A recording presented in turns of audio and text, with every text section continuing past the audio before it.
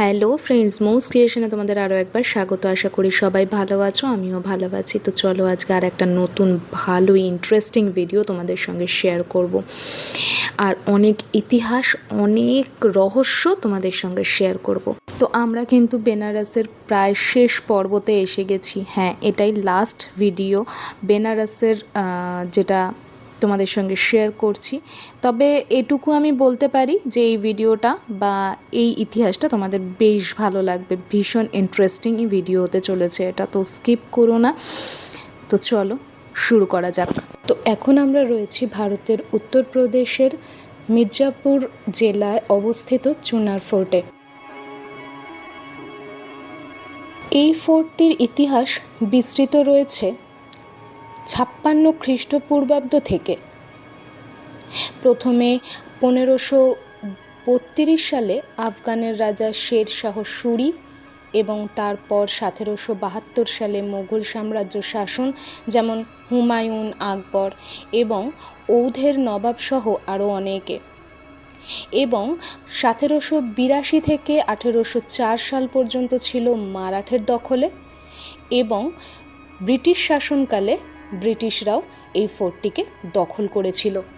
আগে আপনাদের সঙ্গে শেয়ার করি কেন এই জায়গাটার নাম হচ্ছে চুনারগড়। আমরা যে চীনামাটির কাপলেটে চা খাই, এইখান থেকেই সেই মাটি যায়, সেই জন্যই এই জায়গাটার নাম চুনারগড়।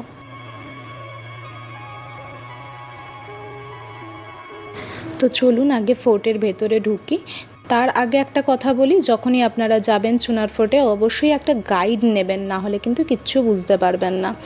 তো আমি আগেই বলেছিলাম এই ফোর্টটি কিন্তু প্রচুর রাজাদের শাসনকালে দখল ছিল। তো সেই জন্য এক একটা রাজত্বকালে এই ফোর্টটিকে এক একভাবে ইউজ করা হয়েছিল। তো এখন যেটা আমরা দেখতে পাচ্ছি এটা কিন্তু একটা কালকোঠরি টাইপ বলতেই পারেন। এখান দিয়ে সিঁড়ি করা আছে আর মাটির নিচে রয়েছে একটা বড় হল ঘর, যেখানে কয়েদিদের নিয়ে এসে যারা খাজনা দিতে পারতো না বা যারা কোনো বড় দোষ করতো তাদের এই কালকোঠরিতে রাখা হতো। ভাবতে পাচ্ছেন কি অসম্ভব যন্ত্রণার মধ্যে তাদের রাখা হতো। এর ভেতরে ভেন্টিলেশনের জন্য কিন্তু সুবন্দোবস্তও ছিল, কিন্তু ছিল ভীষণ অন্ধকার মাটির নিচে যেটা হয়। আর এই জায়গাগুলো হচ্ছে ভেন্টিলেশনের জায়গা, আর এটা ব্যবহার করা হতো খাবার দেওয়ার জন্য। আর এই পাশের যে ঘরগুলো দেখতে পাচ্ছেন এইগুলো হচ্ছে কারাগার, যেখানে কিনা একটা সময়ে আকবরকেও বন্দি বানিয়ে রাখা হয়েছিল। এই ঘরগুলোও কিন্তু অসম্ভব সুন্দর করে বানানো হয়েছিল তখনকার দিনে। এবার আসি আসল ইতিহাসে, কিভাবে এই ফোর্টটি তৈরি হয়েছিল।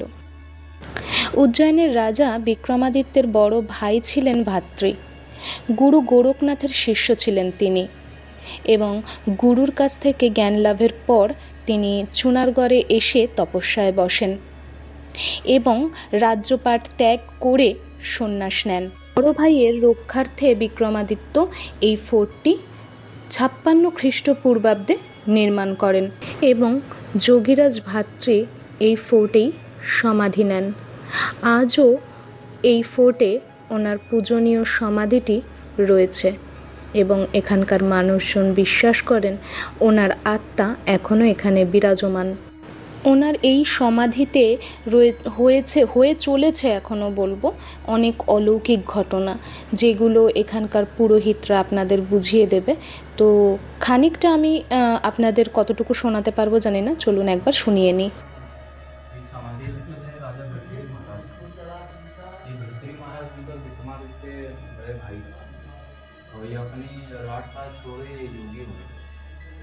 ये योगी होंगे तो बाबा गोरखनाथ हैं, गोरखपुरी में हैं, ये उनके शिष्य बने।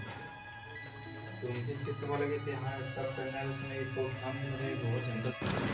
এরপর 1029 সালে রাজা সহদেব চুনারে রাজধানী স্থাপন করে এবং এই বৃন্দ পর্বতে তিনি নয়নযোগিনী দেবীর প্রতিষ্ঠা করেন।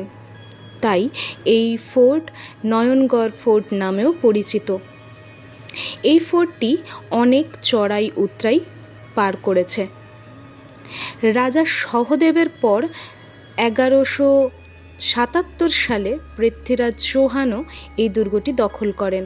এই দুর্গর সঙ্গে জড়িত ছিলেন নেপালের রাজা শানদেব। রাজা শানদেবের একটি কন্যা সন্তানও ছিল, তার নাম ছিল সোনবা। দেখতে নাকি খুবই সুন্দরী ছিল।